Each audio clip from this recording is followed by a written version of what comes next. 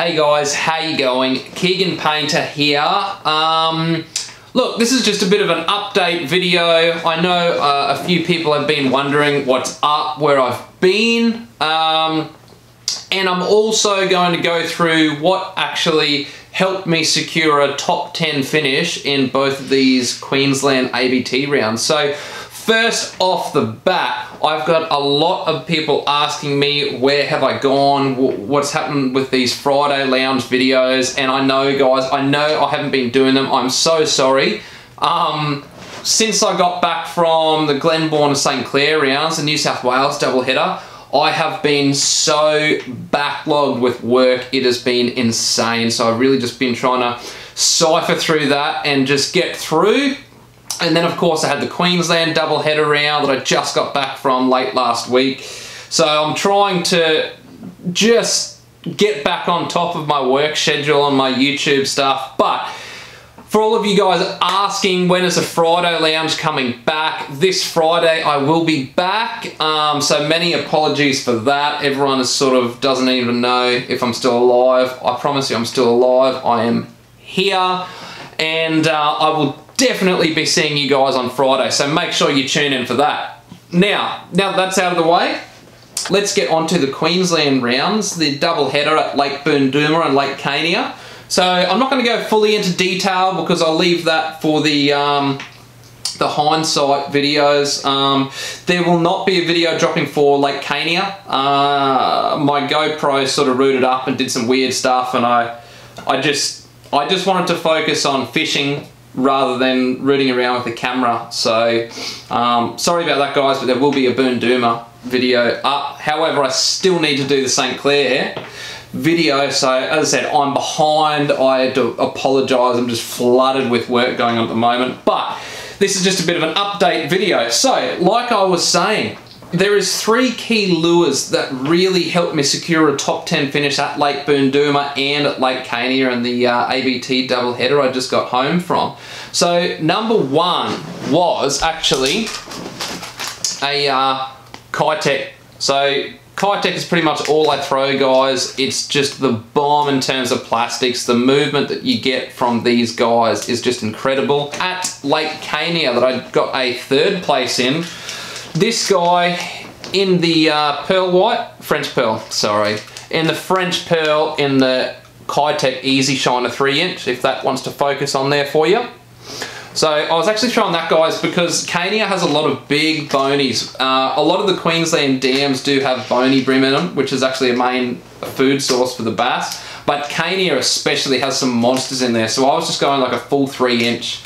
You don't need to bother cutting it down up here. That's a southern thing, you know, where they're feeding on gudgeons. Cania, big bonies, and I just tried to match the hatch. So that white actually got me a fish on the last day. I was sort of throwing at Boondooma and Cania, but Cania really helped. I think spoons seem to be the main thing at Boondooma and Cania that we're catching a lot of fish.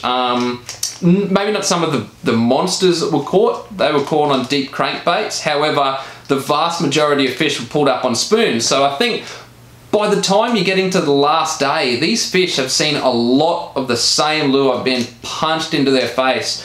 So I just threw on a Keitech rigged on a 1/2 ounce TT jig head.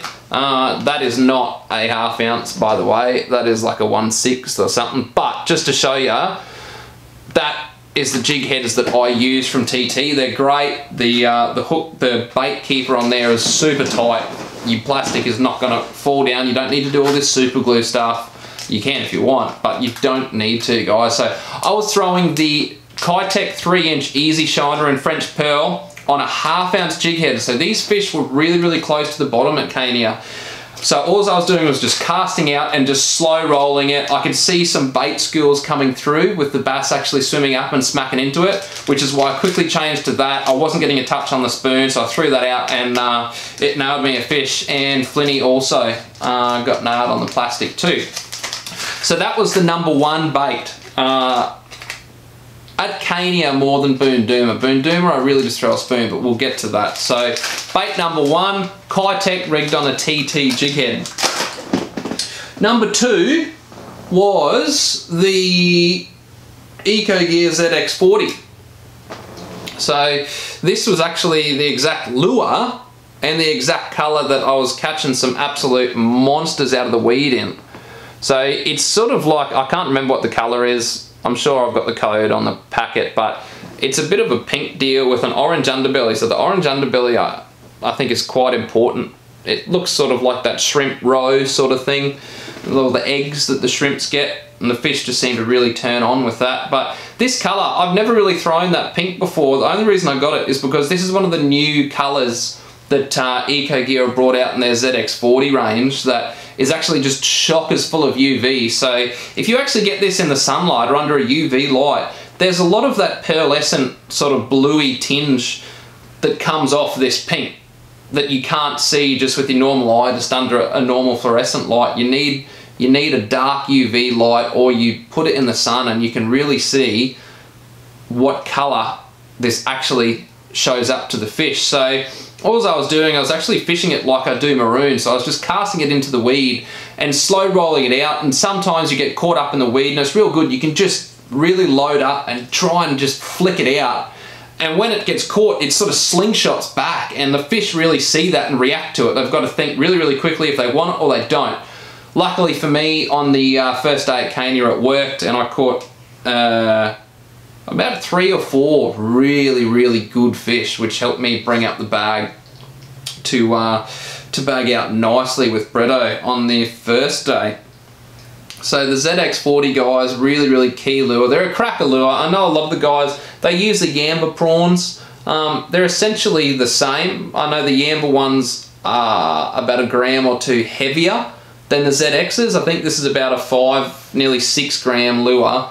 I think the Yambas are, I don't know, like 7 or 8 grams or something like that. So it is what it is. It's essentially the same thing, but really, really good lure for 1,000,001 uses. A lot of the guys were doing vertical hops near trees, which was getting them good fish. I was slow rolling it. You can hop it back. You can do 1,000,000 things with the guys. Really, really good. If you haven't used one, I highly recommend going down to your local tackle store, or fishandbits.com has plenty of these always in stock, guys. So get onto their website and check it out, among other things, but that's what we're talking about at the moment. Now, the key bait that got me so many fish, and it actually got me a 10th place at Boondooma. I was the only person to fill a bag. I had 12 out of 12 fish, so I got my full limit. I weighed in the heaviest bag on the last day, which unfortunately my second session really let me down on the Saturday. The big fish just didn't turn up, and that's fishing. Like sometimes, you know, I only had 2 spots at Boondooma. It fired in pre-fish. Saturday, I just scrounged together a bag of nothing special. And then Sunday I hit the same spots and I got 3.5 kilos, which was the biggest bag of the day. But that, my friends, was all on the all-new Gangbanger G2 spoon by Hot Bite. So this is actually in the IU colour, which is awesome. I really, really like my greens and your more natural colours. So that is in the IU colour, if that wants to focus for me. So I just run some assist hooks up the top on these guys. Actually, it does come pre-rigged with the assists, but come on, focus for me. So they're the assist hooks up the top, which is great. So if you have a fish that swipes at it, you're gonna get it. If you don't pin it on the treble at the back, it's gonna hook it either in the gill plate or the side of the face. So it's really, really important that these assist hooks are super, super sharp. I change them out when they get blunt and use the ZX hooks. I really like the Eco Gear ZX hooks. I think they're super, super sticky, and they're pretty strong for a tiny little assist hook. You can really put a lot of hurt on them. But this is the absolute money bait at the moment. You can, again, it's like the ZX lure. You can hop it, you can vertically jig it. It's not like a fast jig, it's more just a sort of a slow upwards and let it fall motion, because it actually has quite a nice flutter when it falls back down. But most of these were just on the, it's like a slow to medium roll, and then you just open the bail arm back up, let it flutter back down to the bottom, and then roll it again. So if you keep up to date with the Boondooma video that'll be dropping shortly, you'll see that exact technique technique just absolutely nail so many fish. This wasn't the colour that I was using. I was actually using a colour called Lickety Split. It's got a bit of blue and purple and a bit of orange on the cheek there. Don't ask me why I was using it, but I was, and I did not put it down the entire weekend. It was the only lure that I threw all weekend, and it accounted for just, I can't even remember how many bass I caught, but it put the big ones in the well that I needed. So again, fishandbits.com, guys. These guys are like, they're cheap. They're like 14, 15, 16 bucks. So get onto Fish and Bits and check those out. There is a wide variety of colors. And just check it out. Have a look on YouTube. Jason Ehrlich does some really, really good videos with these guys to show you exactly how you can work it in a few different ways. But it's all trial and error on what works on the day and what you are most comfortable with. But that, guys, is the ticket. Now, I was pairing it up with the... Okay, I've got to be careful I don't hook myself here. So that was all. I was throwing these on the Akuma HSX 30. So this is the Helios, so it's the top of the line that Akuma have in their reels. It's an excellent reel, guys. So I was using this in the 30 size for the pure and simple fact that it's got a much bigger spool than the 20s, and you can really fire this little lure. It's a 21 gram lure, so you can just punch this out. You can cover well over 30 meters in one cast. I actually had that on the Akuma TCS 8 to 12 pound, I believe. Yeah, the 8 to 12 pound. So it's supposed to be rated to throw up to about a ½ ounce weight. 21 grams is probably a little bit more than a ½ ounce, but you can flog this out. It's got a nice, it's not a fast action, but it's a heavier action. So there's a lot of backbone. So all of this, that's backbone, and then you got a nice subtle tip that you can feel everything you need to feel in. So that's usually what I throw my heavier baits on. I use the 30s, that upper size reel, for a lot of your spoons and a lot of your heavier plastics. And on this rod that I had just before, which I had the blade on, that was on the Akuma Helios HSX 30. So I'm busy hooking myself here on the finger with those assist hooks that we're talking about. There's lines, there's hooks going everywhere. So this is actually the downsized model. So that is the Akuma HSX 20. So it's a smaller size. It's probably about equivalent to more of like your 1000 size type in your Shimano. So I find that really, really good for throwing your blades and your lighter, more finesse tactics. So your crankbaits, your jerk baits. It's really, really good for throwing your smaller plastics. So if you're down at St. Clair, even if you're brim fishing, you got a 1/12 or 1/16, little plastics. This guy is the perfect reel that will absolutely do the job. And again, it's paired up with the Akuma TCS. So this is a 4 to 10, and it's a 4 to 10 medium. So unlike a lot of stuff that you can get in 4 to 10, especially if you're getting it from America, they're usually fast action. This is a medium action. So it's still got enough backbone to get it out. However, the tip is super duper finesse, and you can feel everything through this tip. But that is an American model, which leads me to my final statement. Akuma, guys, has some big things coming. We've got the after show down the Gold Coast, which is later on this month. They'll be going for the first 2 days. So make sure you keep your eyes and ears peeled. Akuma has some cool things coming out specifically for the Australian market.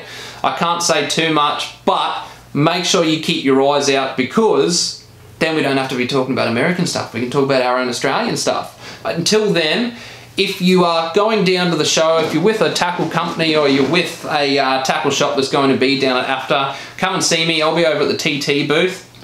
I can show you through some of the Akuma stuff if you want to feel some of the Akuma reels that I'm talking about, because even though I stress it, you might come back and say, oh, but you're sponsored by Akuma, so you got to say that. It's not that, guys. Like, these reels are super smooth, and you're not going to pay $1 million for them.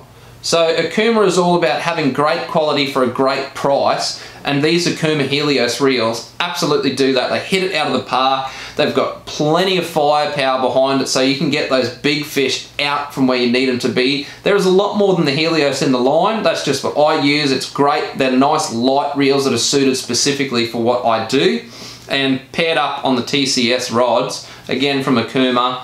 They're not $1 million, but they're just such a nice, light, well-weighted, well-made rod.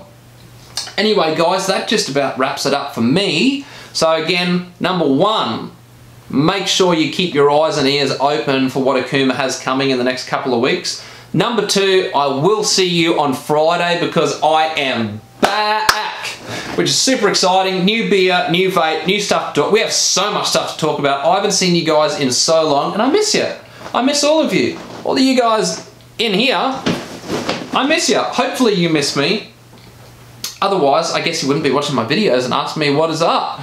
Anyway, Dallas is not here. Dallas, the little snoring animal, he is out on adventures with Danielle at the moment, but I'm sure he'll be back for Friday and you'll hear him snoring in the background. And last but not least, guys, if you want more information, whether it be on Kitech, Okuma, Fear My Heart, whatever, or if you want to purchase any of the stuff that I use, head over to fishandbits.com. They're in Toowoomba. If you're in the Toowoomba area, go and drop in and see Pat or Palmsy or Chris and the guys. They will point you in the right direction for exactly what you need. For TT, make sure you visit ttlures.com.au and you can check out all the Okuma stuff that I use on there.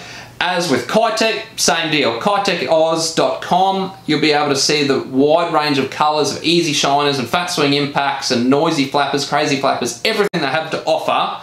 As well as if you want some Fear My Heart apparel, make sure you jump on the Fear My Heart website as well. Guys, that is it from me. I will stop annoying you now because I'm only going to see you guys in a couple days. But that's the update. That is what's up. They're the 3 key lures that really helped me with 2 top 10 finishes, a 10th and a 3rd at Lake Boondooma and Lake Cania here in Queensland.